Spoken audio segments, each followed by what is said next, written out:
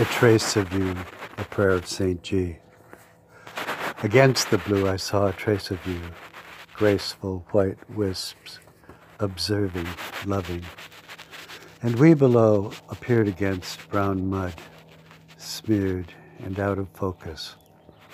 For centuries we labored here, and for eternities you above enthroned.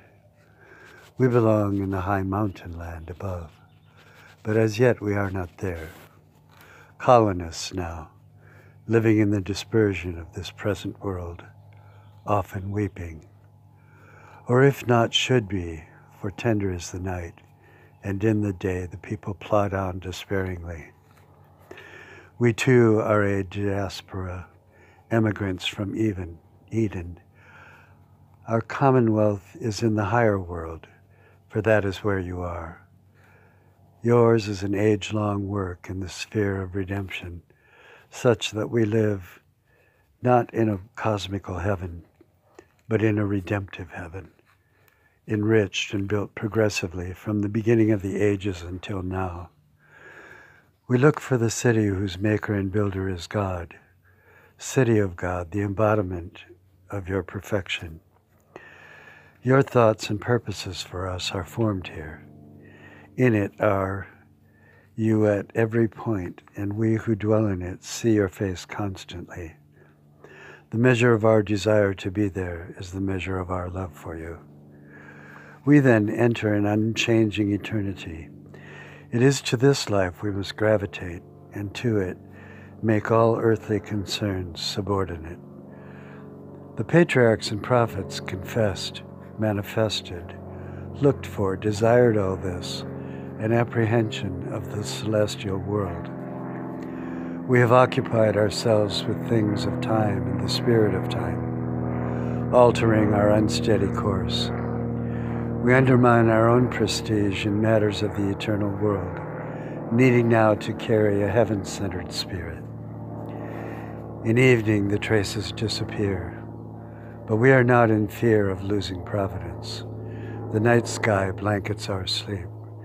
The dawn is a resurrection, and we are given labor to parcel every task into an upward grace.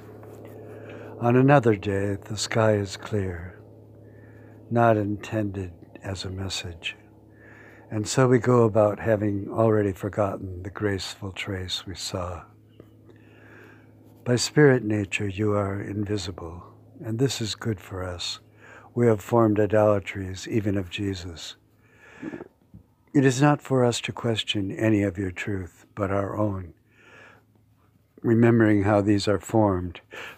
In the womb, an imprint of personality. In childhood, some slights against esteem. Then, many following years, as the seas of our lives break and toss. It is now for us to look only upward. Strange it is to be born to hassling days, where certainly we are made to live in another world. We were not defective, but were empty, and the knowledge of you was to be, not implanted as in the womb, but stirred to our loins, and come out a passion. Heaven's gates are shut against a lukewarm spirit. See Elijah go up in fire, Isaiah penetrate them with his woe. We have been shown the way by many centuries of patriarchs. Do we suppose that those who closely looked into the eyes of Jesus saw anything bland, indifferent? You and I were born in fire, for the Spirit is nothing lax, but is the wellspring of all life.